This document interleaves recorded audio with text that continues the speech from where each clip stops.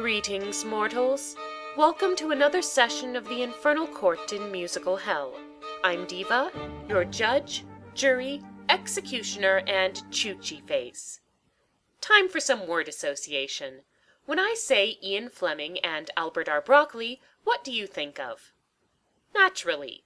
Now, what if I were to say Ian Fleming, Albert R. Broccoli, and Crazy Cars? Perhaps I need to be more specific. Ian Fleming, Albert R. Broccoli, Crazy Cars, and Dick Van Dyke. Oh, and Roald Dahl. Fair point, but I was aiming for our next offender, Chitty Chitty Bang Bang.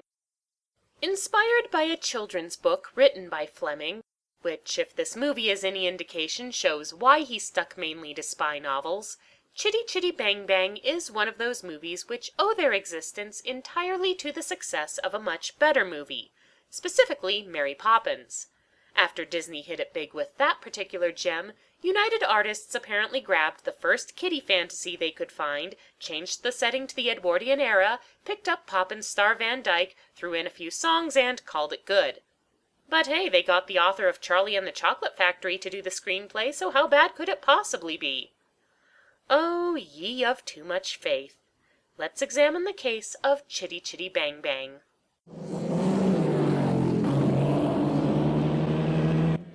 Movie, is there something you want to share with the rest of the class? Thank you. The credit sequence provides us with the backstory of the eponymous car, which started life as a big deal racer cheered on by the world's first NASCAR fans.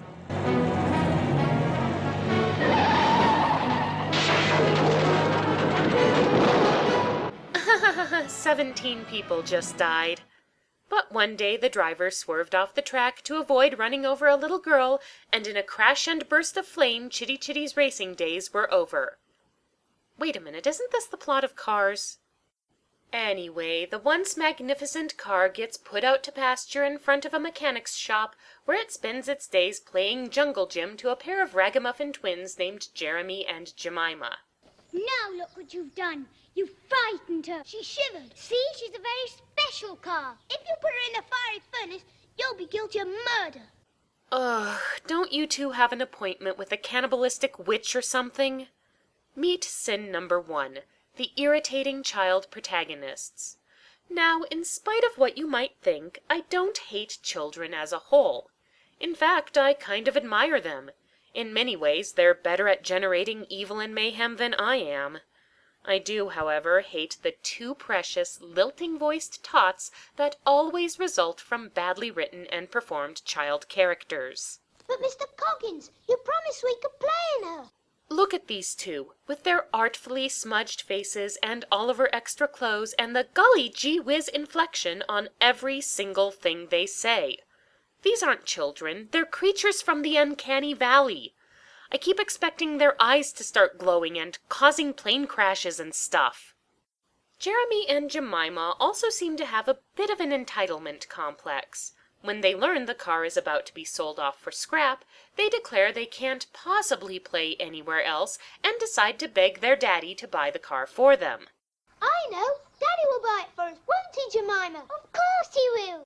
Daddy is a total pushover. On the plus side, the children almost instantly indulge my wish for them to go play in traffic.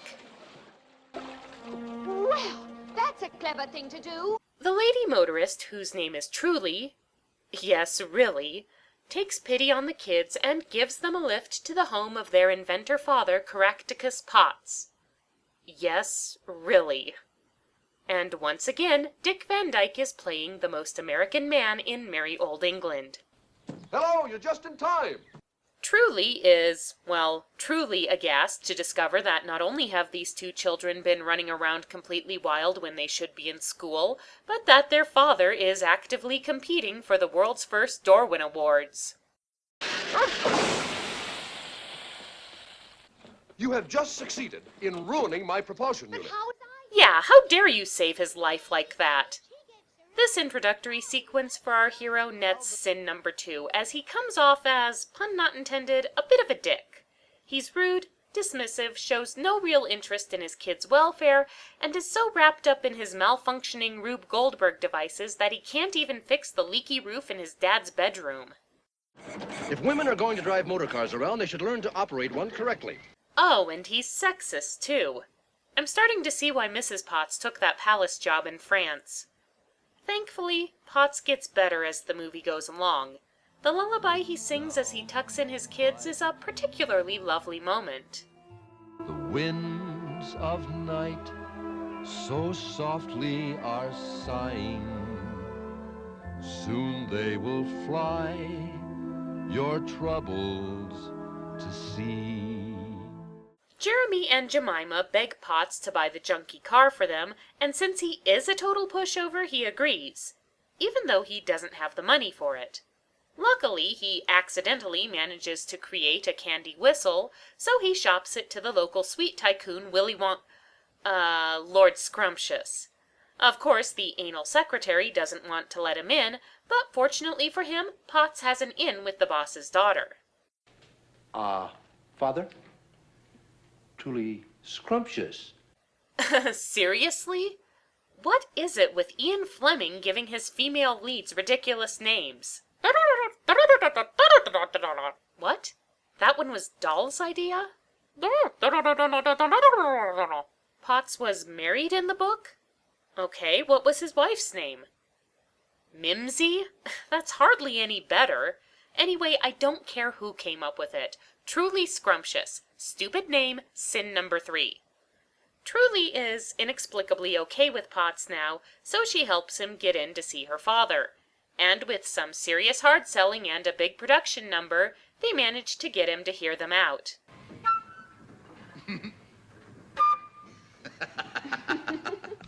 He likes it! Hey, Mikey! Unfortunately, all that high-pitched whistling manages to attract every dog in town, which spoils the whole deal. So it's back to the drawing board for Potts, whose next plan is to join the other snake oil salesman at the fair and peddle his automatic hair trimmer. Excuse me, sir, you look like a man who could do with a haircut. No thanks, I'll try the next gent over. I am Adolfo Pirelli, the king of the barbers, the barber of kings. Buongiorno, good day. I blow you a kiss. That invention is also a horrible failure, so Potts has to flee his angry customer and escapes by joining a group of Morris dancers? Oddly enough, this will not be the weirdest turn this movie takes. Potts joins the troupe for their act, the Old Bamboo, which gets sin number 4 for being an inappropriate use of diegetic music. In a musical, a diegetic song is a song that happens because the character is actually being called on to sing in universe. For example, in Chicago, Velma sings All That Jazz because she's a vaudeville performer and that's her act. Now, because a diegetic song is something that is actually happening in the story rather than a quirk of the musical format, it tends to run into issues that might normally be smoothed over by the conventions of the genre. Case in point, Potts has just run into this dance troupe he's never met before, performing a routine he's presumably never seen. How does he pick up on it so quickly? Who let him have the solo verse? How come he gets his own dance break? How do the rest of these guys feel about this stranger coming out of nowhere and monopolizing their act? The presentation of the song contradicts its setup and function, which logic bombs the entire number. The crowd goes wild at the performance, and somehow the take from Potts' very first attempt at carnival busking is enough for him to purchase the car.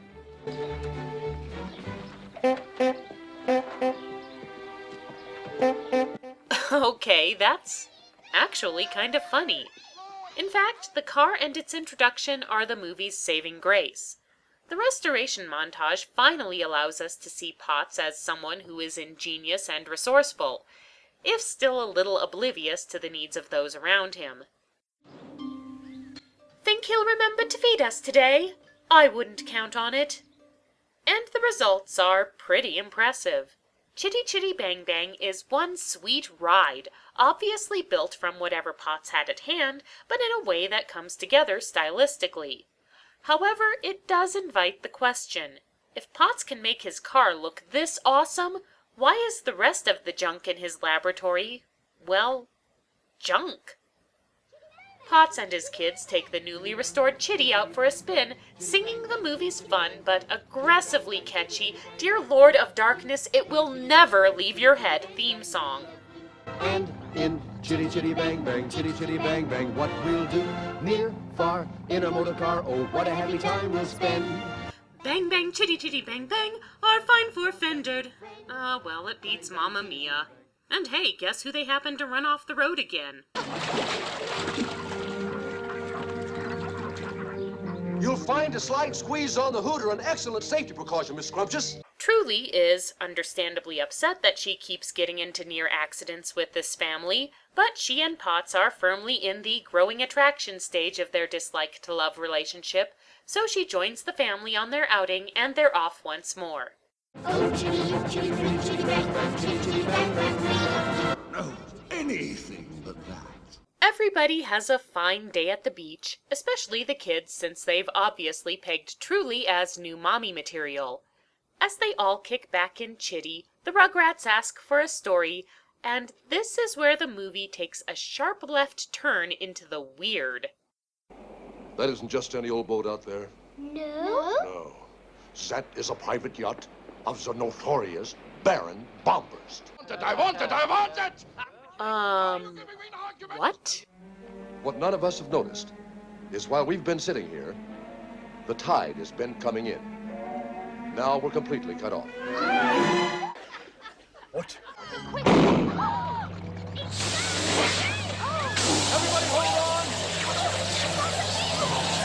What? This is probably a good time to bring up sin number 5, which is the plot of this movie is something of a mess. It's like an explosion at the whimsical kids' story factory. So far, we've had an eccentric, absent-minded inventor, a candy factory, a carnival, a neat car with a built-in hovercraft, pirates who are also Eastern European dictators, and we haven't even gotten to the bumbling spies, the genius toymaker, or the underground society of children yet. Any one of these elements could have been made into a good story, but put them all together and you can't make anything cohesive out of it. The evil Baron von Bombburst sends his spies, who he apparently hired from a Snidely Whiplash convention, to steal the magnificent Chitty Chitty Bang Bang for him. Or failing that, to locate Professor Potts so they can kidnap him and make him build another car just like it. Being spies of the comical and cripplingly stupid variety, they end up mistaking Potts' father for the desired inventor and hijack him by Zeppelin. So Chitty and company set off in pursuit of Grandfather, which gets cut short when they run out of road. But don't worry, I'm sure the car has a pair of wings stowed somewhere in... Oh, come on, I was kidding! Since Chitty also apparently has autopilot and tracking skills, the airborne chase continues, and one musical interlude later they arrive at von Bombburst's country of Bulgaria, where... No, I'm sorry, that's totally Neuschwanstein Castle in Bavaria. It's one of the most famous architectural monuments in the world. You can't use it as a stand-in for your phony baloney country. That would be like saying, hey kids, there's the home of the president of Winga Wonga Land. So Bulgaria or Bavgaria or whatever is totally not a nice place. The Baron is a crazy man-child who rules with an iron fist and tries to kill his wife for sport, the great scientific minds are kept under lock and key, the villagers are unhappy, the Baroness has a terminal case of overacting, and the fashions are hideous. Oh, and the Baroness hates children and has passed a law forbidding them in the country. So when Chitty shows up with a couple of ankle-biters in the back seat, she immediately calls out the child catcher. There are children here somewhere. I can smell them. Ugh! Seriously, mortals, why do you put traumatizing stuff like this into your children's movies all the time? Is it to keep therapists in business? What's next? A scene of the Baron and Baroness's bedroom antics? Don't. Oh, well, at least they're not calling each other cutesy. You're my little churchy face. My coochie woochie little churchy face. I really need to learn to stop doing that. Luckily, our heroes are aided by a kindly old toy maker. Is there any other kind of toy maker in movies like this? Played by Benny Hill. The toy maker hides them in his basement, where they are able to elude the child catcher by pulling the old Scooby-Doo ruse.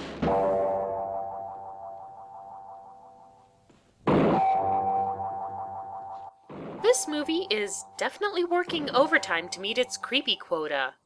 So the Potts family and Truly are safe for the nonce, but poor Chitty is taken hostage by the Baron's goons. As Potts and the toy maker scout the castle, Truly goes in search of some food, leaving Jeremy and Jemima to fend for themselves. Which sounds like a good cue for the nasty, nightmare-inducing villain to return. Here we are, children. Come and get your lollipops. Brr, he's even more grotesque now. Is there any child who would see this and not run screaming for their parents? Even these two twerps aren't stupid enough to... Go inside. Come along, ladies. Go inside, not a baby. Go inside, my little dears.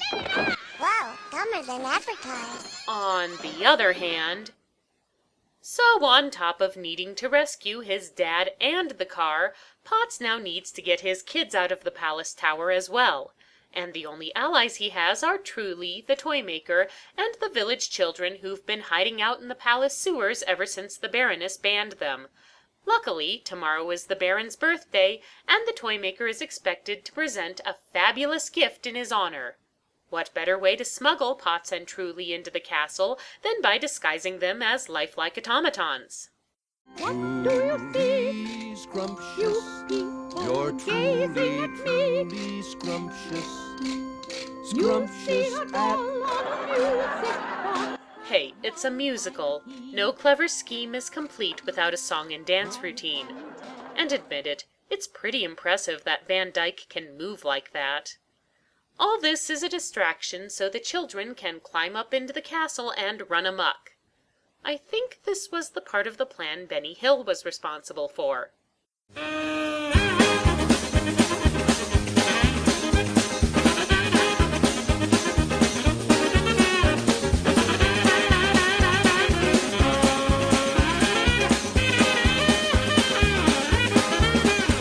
Jeremy and Jemima are rescued, Grandfather is rescued, the child catcher gets caught, the Baron and the Baroness are caged, and everybody piles into the car and... So, after that, Bulgaria became a free country. Oh yeah, I forgot. That was all just a story Potts told them on the beach, wasn't it? Well, that kind of sucks. In fact, that's sin number 7.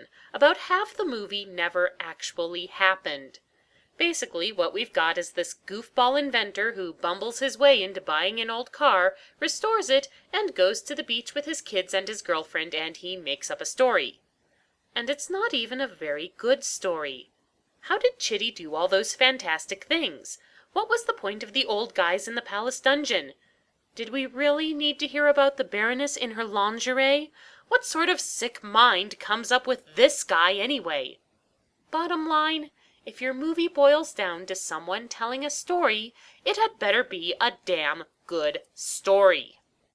Oh, and Truly and Potts are in love now, but there's this whole class division between them, and Potts doesn't think it can be overcome. It would take a miracle for him to aspire to her level.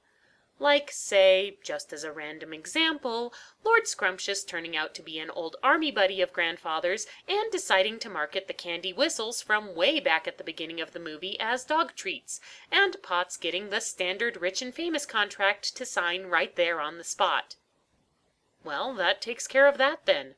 Happy endings all around. It just goes to show you, anything can happen if you follow your dreams and believe the impossible. And have an absurd amount of sheer dumb luck.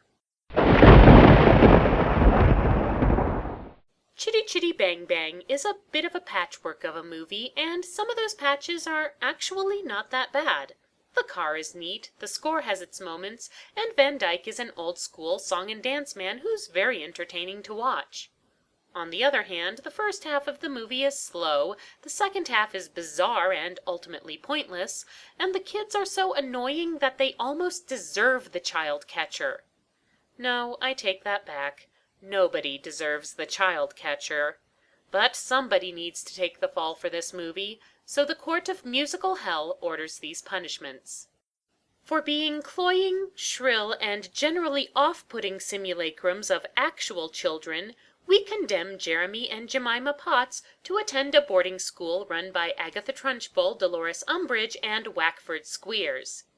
For being so absorbed in his inventions that he neglects to spend time with his own children, we condemn Caractacus Potts to the horrible fate of spending more time with his own children.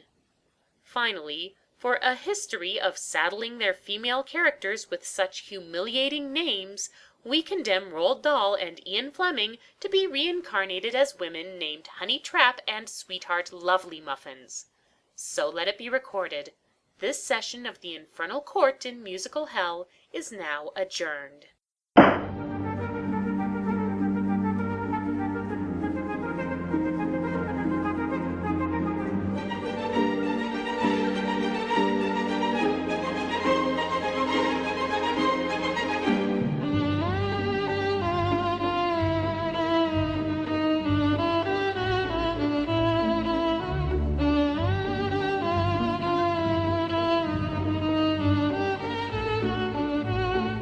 Thank you.